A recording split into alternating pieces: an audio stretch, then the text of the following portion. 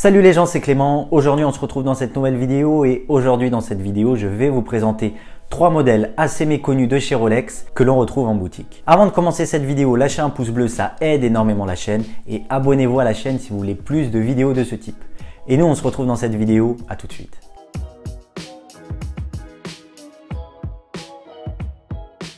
Comme vous le savez, chez Rolex, il n'y a que quelques modèles qui sont très connus et très recherchés. La Rolex la plus vendue à l'heure actuelle est la Datejust et de très loin, ainsi que l'Oyster Perpetuel. Les modèles les plus convoités sont généralement les modèles professionnels. Je pense notamment à la Daytona, à la GMT Master 2 ou même encore à la Submariner. Même si bien sûr, il y a certains modèles classiques qui sont très recherchés. Dans cette vidéo, je vais vous parler de la Cellini, de la Milgauss et de la Yacht Master 2. Le premier modèle que je vais vous présenter est la Rolex Cellini. À sa création en 1968, la collection doit son nom au sculpteur de la Renaissance, Benvenuto Cellini, en référence au talent d'orfèvre de l'artiste. L'artiste a vécu à Florence de 1500 à 1571. Inspirée des premiers modèles de Rolex, la collection Cellini célèbre l'élégance des garde-temps traditionnels avec une touche contemporaine. D'inspiration classique, cette collection combine le savoir-faire et les exigences de perfection de Rolex avec une approche assez différente des autres modèles de la marque, ce qui la rend unique. Présentée en 2014, la nouvelle collection Cellini se distingue par un design esthétique qui lui est propre. Leur diamètre de 39 mm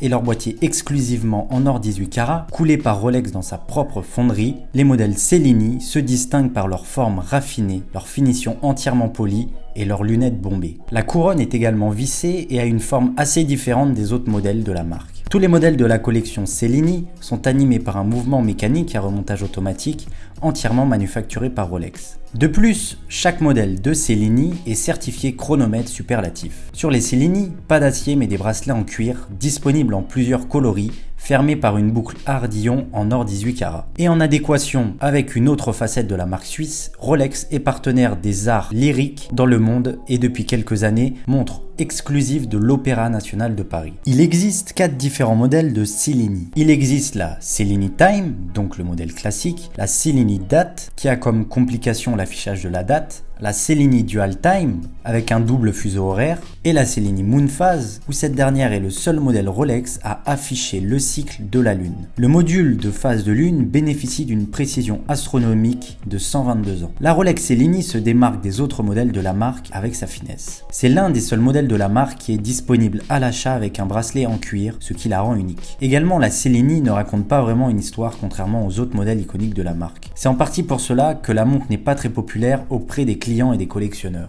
Pour moi, la Cellini est le modèle le plus discret que l'on peut retrouver chez Rolex. Le second modèle que je vais vous présenter est la Rolex Milgauss. Créée en 1956 pour les ingénieurs et les techniciens confrontés à des ondes magnétiques perturbant la marche des montres mécaniques, la Milgauss a été conçue pour résister à de puissantes interférences allant jusqu'à 1000 Gauss, d'où son nom en français. Elle s'est illustrée notamment aux poignées de scientifiques de l'Organisation européenne pour la recherche nucléaire, le CERN. Les demandes des ingénieurs et scientifiques du CERN étaient claires: concevoir une montre pouvant résister aux champs électromagnétiques. En effet, il existait un véritable problème pour les scientifiques qui travaillaient au CERN, car les différents accélérateurs de particules causaient des dommages irréparables aux montres du fait de la grande induction magnétique régnant dans les lieux. La première Milgauss reprend les codes de la Submariner. Toutefois, on note quelques différences. D'une part, au niveau du cadran, la Milgauss utilisait des aiguilles glaive à la différence des aiguilles Mercedes présentes sur les Rolex Submariner. On observe aussi une différence au niveau de la couleur et de la texture du cadran.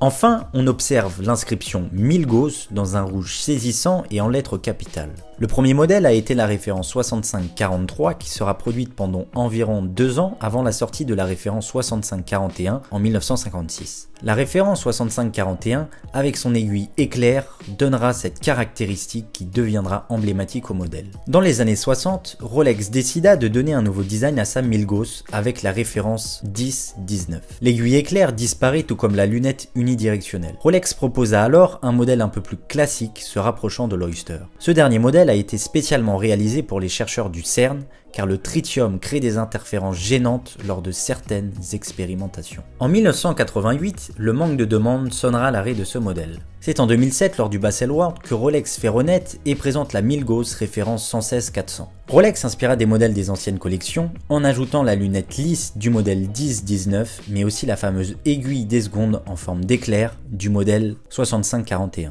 En effet, Rolex va proposer une montre avec des indices et une aiguille en forme d'éclair orange sous un verre saphir vert. Dans un boîtier de 40 mm en acier 904L, la référence 116-400 est équipée d'un calibre 31-31 qui intègre une roue d'échappement paramagnétique et comprend un spiral parochrome bleu breveté et fabriqué par Rolex. Elle fut aussi la première montre résistante aux champs magnétiques certifiée par le COS. En 2014, un nouveau cadran sort, le cadran dit Z-Blue, qui est un cadran bleu électrique. La Milgauss, longtemps boudée par les clients et les collectionneurs, a vu sa cote en occasion, que ce soit la référence 6543, 6541 et même la référence 1019 avec son cadran dit cadran CERN, ont vu leur cote littéralement exploser ces dernières années, comme il y en a que très peu sur le marché.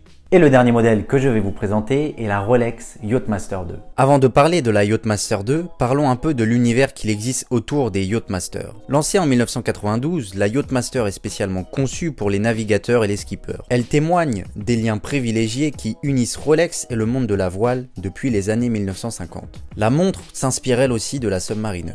Créée en 2007, la Yachtmaster 2 dispose d'une fonction exclusive développée par Rolex, un compte à rebours programmable doté d'une mémoire mécanique et synchronisable. Une fonctionnalité qui répond de manière optimale aux besoins de timing précis dans la phase cruciale de départ des régates, donc les courses de voiliers. Comme toutes les compétitions de vitesse, une régate est une affaire de précision. La Yachtmaster 2 dispose d'une fonction mécanique unique au monde de compte à rebours programmable de 10 à 1 minute qui permet de se caler sur la séquence de départ spécifique aux différentes régates. Cette flexibilité constitue un atout majeur de la Yachtmaster 2 et a représenté un défi mécanique de taille lors de la conception de la montre. Une fois enclenché, le compte à rebours peut être synchronisé en vol pour se caler précisément sur le décompte officiel. Le boîtier de la Yachtmaster 2 est un exemple de robustesse. Conçu dans une seule pièce d'acier 904L, il détient une forte résistance à la corrosion avec un fond cannelé des plus hermétiques vissé grâce à un outil propre des horlogers de Rolex. L'étanchéité de la couronne du remontoir est assurée par la technologie Triplock et il est protégé par un épaulement taillé dans la masse de la carrure. Breveté par Rolex, ce disque fabriqué dans une céramique extrêmement dure et résistante à la corrosion est pratiquement inrayable et sa couleur ne s'altère pas sous l'effet des rayons ultraviolets. Les chiffres et les inscriptions moulées dans la céramique sont mis en couleur par dépôt d'or ou de platine selon la technique PVD qui est le dépôt physique en phase vapeur. Comme toutes les montres Rolex, chaque Yachtmaster 2 est certifié chronomètre superlatif. Un modèle unique dans le monde horloger pensé et créé pour les compétiteurs ou les fans de yacht. Une synchronisation rapide et efficace grâce à son système de compte à rebours, une solidité et une fiabilité